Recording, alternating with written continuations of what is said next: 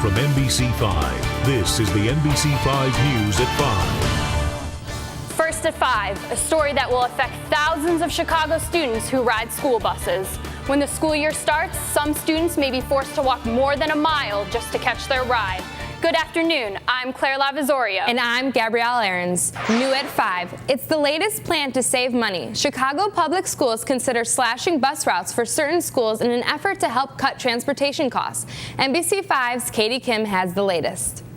Mom Dee Dee Lewis and her first grader RJ are planning for many firsts this school year. There's a lot of anxiety to begin with because we're moving to a whole different school, and then the busing is new for us as well. RJ's school commute will run from home in the South Loop to the South Side. Lewis says she was counting on the district's bus service to get him there and back safely, but that hangs in balance. Chicago Public Schools is cutting 450 bus stops serving magnet and selective enrollment students by more than half to 180 stops. Lewis says that means a 3-block walk to the bus for 6-year-old RJ could be much longer. We also have really long and horrible winters in Chicago, and I'm already foreseeing that weather could play a big part. A CPS spokesperson says, quote, students who use the district's busing will report to stops that are 0.6 miles from their homes and no more than 1.5 miles. As always, student safety is our top priority.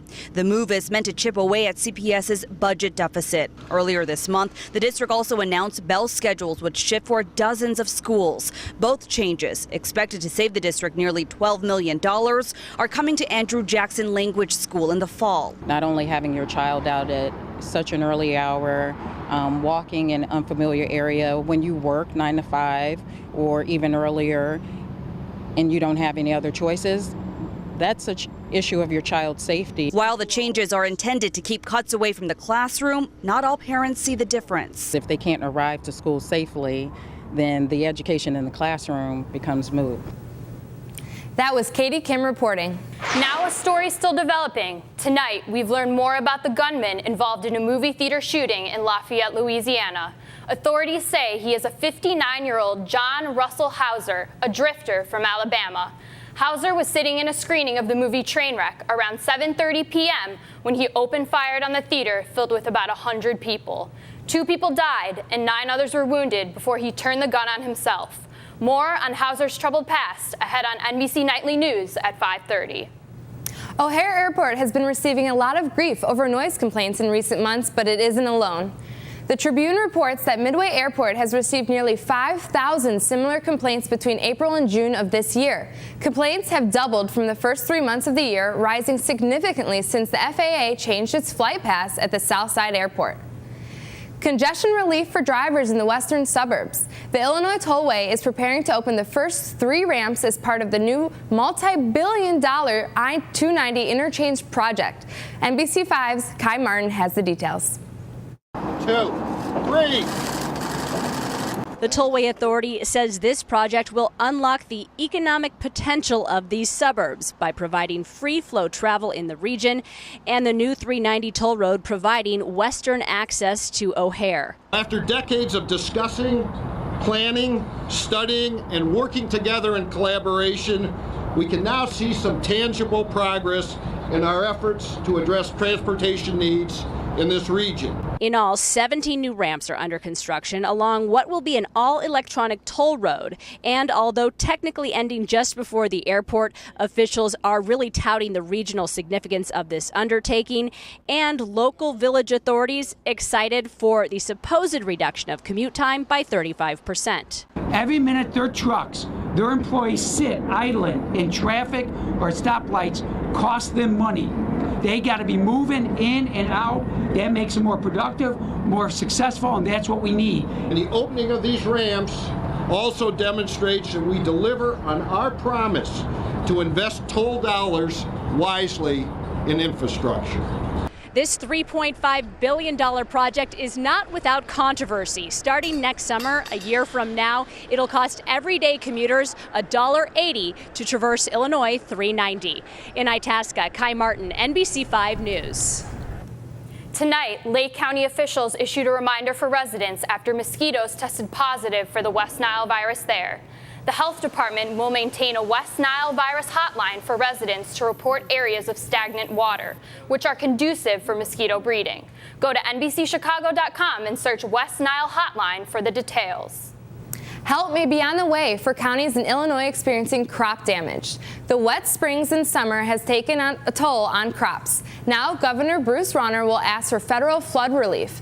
New numbers show more than half of Illinois soybeans rated in poor to fair condition. Corn is not far behind. Experts say 7% of the soybean crop has yet to be planted. And there's still a lot more ahead.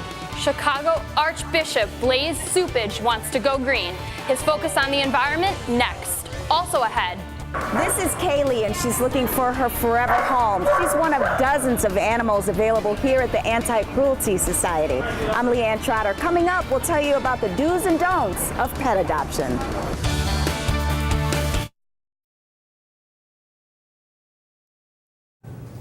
Chicago Archbishop Blaise Supage is turning the Pope's words into action.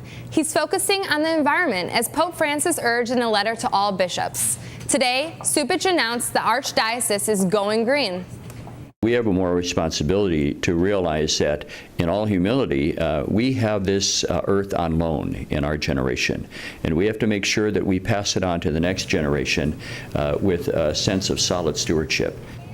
Supage made the announcement at Old St. Mary's School in the South Loop, where a new building is powered in part by solar panels on the roof.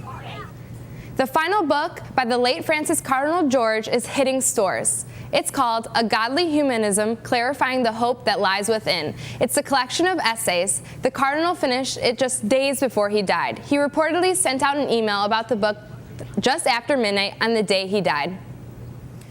More than 1,200 workers are losing their job in downstate Normal. The huge Mitsubishi plant there is closing as the company turns its focus to building cars for Asian markets.